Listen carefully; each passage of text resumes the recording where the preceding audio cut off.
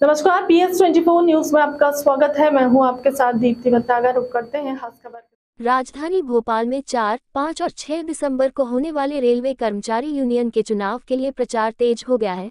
11 वर्षों बाद रेलवे में यूनियनों के मान्यता हेतु दिसंबर में चुनाव होने जा रहे हैं। इससे पहले ये चुनाव वर्ष 2007 एवं 2013 में हुआ था। ये चुनाव प्रत्येक 5 वर्षों में होता है। इस बार दक्षिण पूर्व रेलवे जोन में मान्यता प्राप्त करने हेतु WCRWU सहित 6 यूनियनों ने अपने नामांकन किए हैं।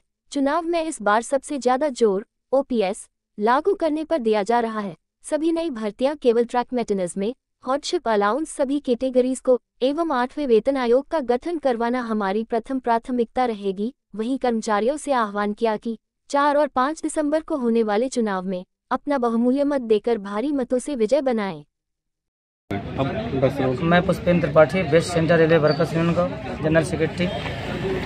और इस बार की मान्यता के चुनाव में हम लोग दोनों संगठनों को, ये बाकी संगठन जो लड़ रहे हैं उन संगठनों को कड़ी टक्कर दे रहे हैं और कर्मचारियों को विश्वास है हमारे ऊपर और लोगों का विश्वास दिख भी रहा है और हम जरूर जीतेंगे और कर्मचारियों की जो भी समस्याएं होंगी उनके लिए लड़ेंगे और जीतेंगे। हम लोग तीसरे फ्रेंड के रूप में West Central Railway Workers Union की तरफ से इस बार मान्यता के चुनाव में हम लोग मैदान में हैं और WCR के तीनों डिवीजन में हमारी बहुत अच्छी पोजीशन चल रही है और हम पहले से मान्यता प्राप्त संगठनों को कड़ी टक्कर दे रहे हैं। क्या लगता है जैसे कि जो रेलवे में ध्रुवीकरण चल रहा है और देखा जाए यूनियन की और जो कर्मचारियों उनकी आवाज़ें दबा दी जाती है, तो इसको लेकर क्या लगता है आपको, इस बार बदलाव आएगा? बिल्कुल बदलाव आएगा। अभी तक क्या हो रहा था, यूनियन जो बनती थी वो कर्मचारियों के लिए बनती थी, लेकिन हो क्या रहा है यहाँ कि हमारे अधिकारियों को या सुपरवाइजरों को हमारे साथ जोड़ करके और उनसे हमारा शोषण करवाया जा रहा है। रेलवे में निजीकरण बहुत तेजी से हो रहा है। हमारे जो पहले से मान्यता प्राप्त संगठन है, दो मान्यता प्राप्त संगठन है, उसमें रिटायरमेंट नेता बैठे हुए हैं, जबकि नियम ही नहीं है। रिटायरमेंट नेताओं कोई नियम नहीं है बायलॉज अनुसार, परंतु वो बैठकर हमारी लड़ाई लड़ने का ढोंग करते हैं और हमारे ऊपर निजीकरण और NPS, उसके बाद UPS जैसी घातक बीमारी लाते हैं और हमारे ऊपर कुठारा भाते हैं।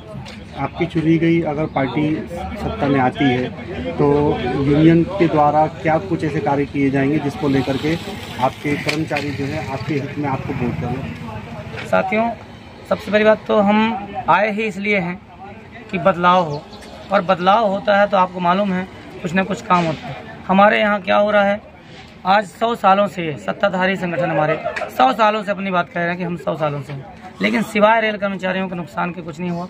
अभी जस्ट 2-3 साल पहले कोरोना काल में लगभग 18 महीने का DA हमारा मारा गया, जबकि हम कोरोना काल में अपनी जान जोखिम में रखकर नौकरी किए और सरकार को हमने फ़ायदा पहुँचाया। उसके बाद भी हमारा सिर्फ नुकसान हुआ है और हम वादा करते हैं अगर हम सत्ता में आते हैं, हमको कर्मचारी चुनता है तो हम कर्मचारी हित में काम करेंगे। मैं Chandrashekhar Malviya, West Central Railway Workers Union का मंडल अध्यक्ष हूँ, जो कि भोपाल का। आज हम इस फ्रंट के साथ इसलिए खड़ा होना पड़ा क्योंकि जो दोनों संगठन 100 साल से, कोई बोलता है कोई 35 साल से हमारे बीच है और हमारी लड़ाई लड़ने की बात करता है, लेकिन जब हमने इस संगठन के साथ खड़े हुए, माननीय विजय कुमार बंधु जी, अमरीक सिंह जी के साथ खड़े हुए, पुरानी पेंशन के लिए हमने बहुत बड़े आंदोलन किए और उसी आंदोलन के मद्देनज़र दबाव के कारण सरकार ने जब हमें फ्रंट पे बुलाया बात करने के लिए, तो इन दोनों संगठनों ने UPS जैसी एक और घातक स्कीम पर साइन करके आ गए, जो कि पहले तो NPS जहर था, जो UPS है जहर के ऊपर हमें करेला लगा के दे दिया गया है, जिससे कि हमें कोई फ़ायदा नहीं होगा। जो हमारा जमा पैसा है वो भी सरकार रखने वाली है।